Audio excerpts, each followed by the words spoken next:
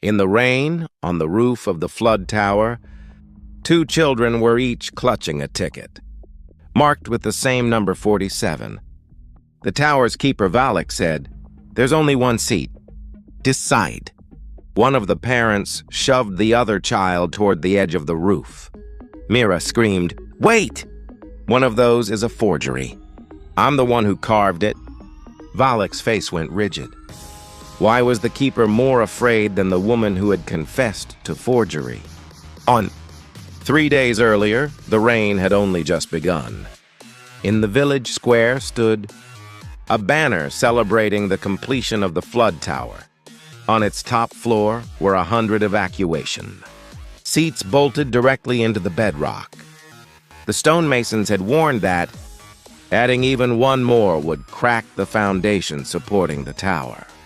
The village register listed exactly 101 residents. The village chief announced a lottery. The 100 who won would receive numbered tickets, 1 through 100. The one who lost would not be allowed into the tower. Mira carved wooden tickets in her workshop. She was known throughout the village for her skilled hands. They called her Mira the Carver. Her son Toby was frail, always coughing.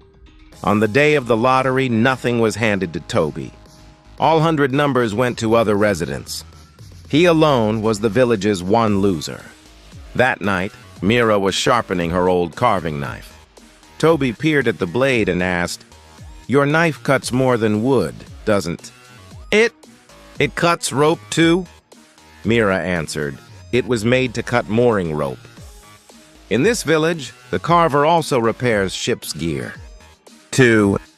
The day after the lottery, Mira shut herself in her workshop and carved a second ticket, bearing the same number as one of the winners, 47. The real 47 belonged to a neighbor's child. Mira intended to give the duplicate to Toby, who was close to that child in build.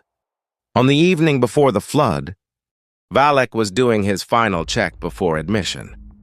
He matched the tickets one by one and noticed there were 2 47s. He confiscated the wooden ticket in Toby's hand. Valak said, "This is a forgery. Who carved it?" Mira stepped forward. "I did. For my son." Valak pulled Toby from the line then and there. Mira had no answer for him. 3. At the tower gate, a merchant stood with his daughter. He had kept her hidden from the village register to avoid taxes. Her name was on no lottery list, and she held no ticket. The merchant pressed Valak. "I'll pay." "Let her in." Valak drew the confiscated 47 from inside his coat and handed it to the merchant. Valak said, "The numbers are already spoken for, but carry this, and no one will question it." The merchant pressed a bag of silver into Valak's hand on the spot. The merchant placed the wooden ticket in his daughter's hand.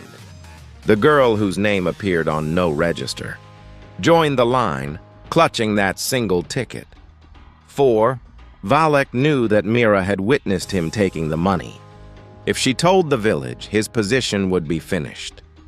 Valak summoned Mira and said, "I'll let your son into the tower in his place. In exchange, forget what you saw." Valak took the real ticket number 83 from an elderly neighbor who had not yet entered the tower. He told the old man only that his turn had passed.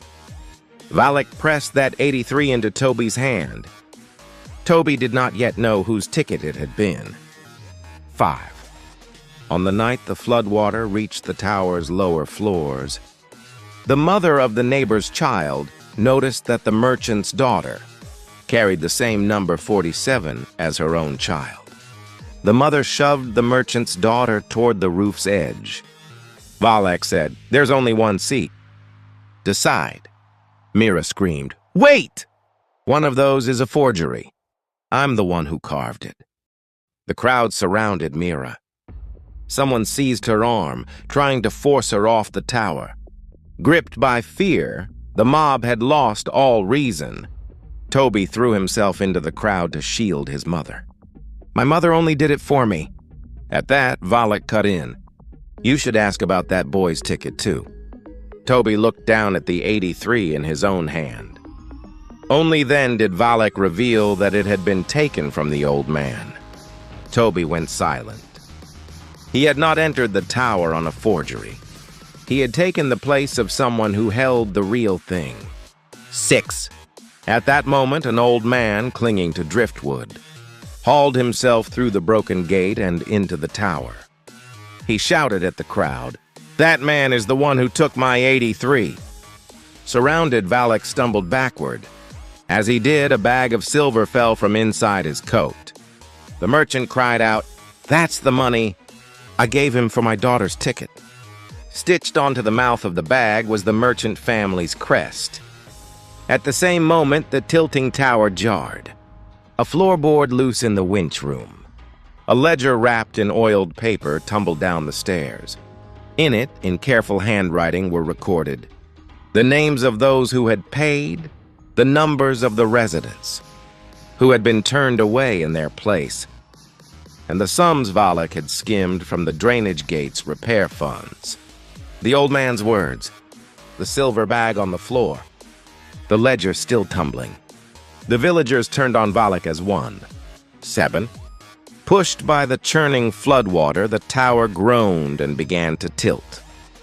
At its center ran a shaft descending to the lower levels, from which hung an iron box of stolen gold, the counterweight for the emergency drainage gate.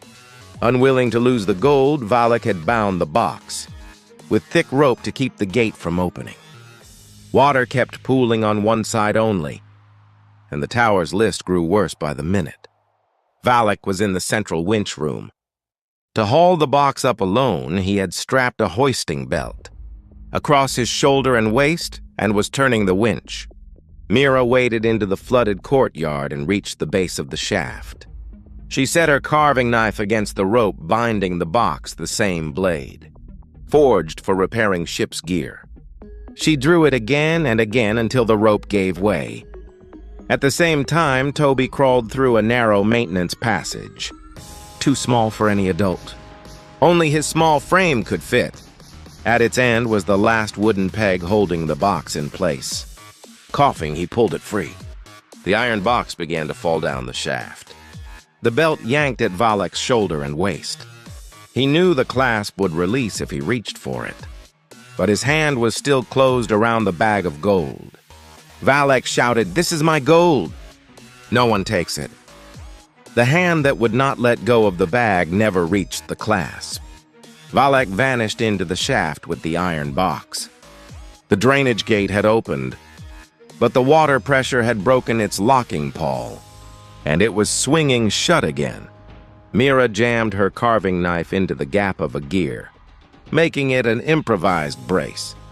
The water pressure spun the gear backward, dragging the blade and her right hand into it. If she pulled her hand free, the knife would come loose and the gate would close. Mira did not pull free. Toby ran to her, calling for her. But she held the gear in place until the last of the water had drained. The tower's tilt stopped.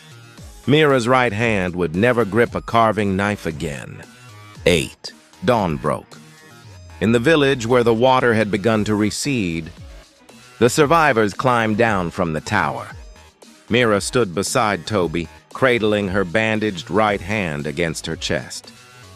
The village chief looked up at the ruined tower and told the gathered villagers, "Even if we rebuild, we'll only have room for 100 again." An orphaned girl, standing a little apart, overheard him. From the wreckage of a storeroom, she picked up a blank wooden ticket, the tower's official stamp, and the carving knife Mira had dropped. She pressed the stamp onto the blank ticket. The first impression came out crooked. She turned the ticket over and pressed again. The second was nearly indistinguishable from the real thing. She switched the knife to her left hand, laid a genuine ticket beside it, and began carving a number into the wood. At the sound, Mira turned, but by then the girl had already tucked the ticket inside her coat.